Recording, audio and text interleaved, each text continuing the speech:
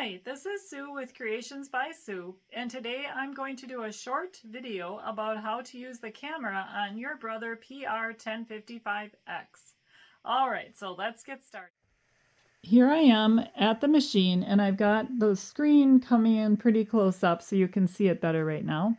And the first thing I need to do is to get my design, which is on my USB stick, so I'm pressing the icon, second icon on the bottom over from the left.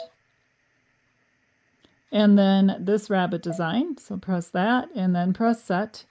And now I want to rotate the rabbit design 90 degrees so that it stitches with the bottom of the heart this way. So press the rotate button, 90 degree rotation, and we're good there.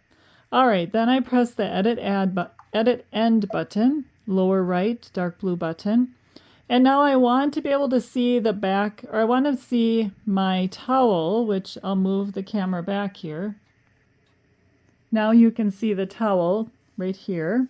I want to see that on the screen, so I can either press the camera icon here, and that'll do a full scan, or I can press this icon, and that brings in what's my frame right away there. And I'm going to press zoom.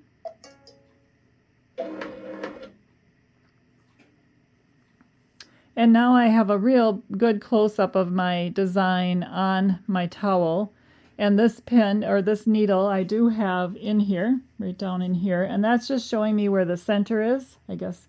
All right, and on the sides of my screen, I have where I can move my design, which I am going to want to move it over just a little bit because I want the nose of this bunny to be, or two bunnies to be centered over that needle. So I'm going to move the design a little bit with these arrows, and that looks really good.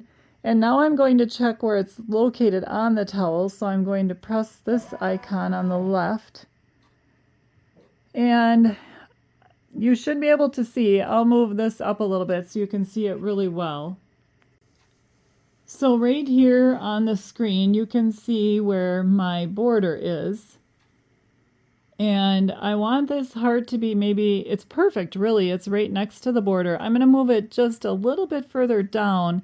Another thing you should know is like this, the one arrow is going to make it move really slow. So if I go like that, it'll go one step at a time. If I press two arrows, that's going to make it move a little faster.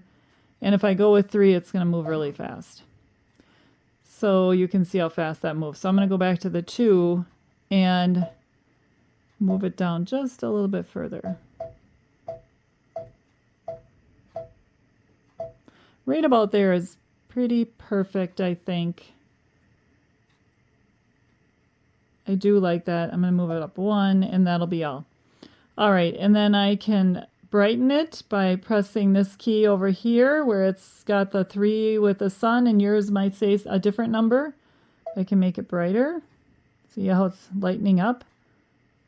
And I think and then now it went back down to the 1, which made it darker. So, and then I can press the needle, and that'll show me the center where it's going to be stitching, which is perfect. And then this key, I'm going to try it because I'm not sure what that key does. Oh, okay, I think that's if I want to input something else off of my USB, but I don't, so I'm going to cancel that. And that is about all, so I will press OK. And then the machine is we're back to the beginning where it's showing me the hoop, and it's ready to stitch. One thing I'll do before I stitch is make sure to do a trace down here to make sure that, because I'm using a mighty hoop, that this is going to for sure stitch within that. The other thing I wanted to show you is you can do, if you want to get rid of this background, the background is going to go off for you when you're done with the design. But say that you want that background off right now, you can go down to this key next to the lock and then go over to page 4 and then press off for background image display. And now when we go back, that will be off. Another thing is, if you wanted to do a fabric thickness check, you can press on.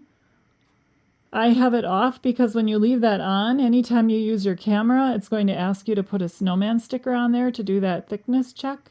and I didn't want to keep doing that. And then your attached table, it can help to let the machine know what's on. So I have the wide table on, so I'm keeping it at that. But say tubular frame table, no table, but I do have the wide table, so that is where I want that to be set. And then I will press OK. And now you can see that I don't have the image anymore of my hoop behind these bunnies.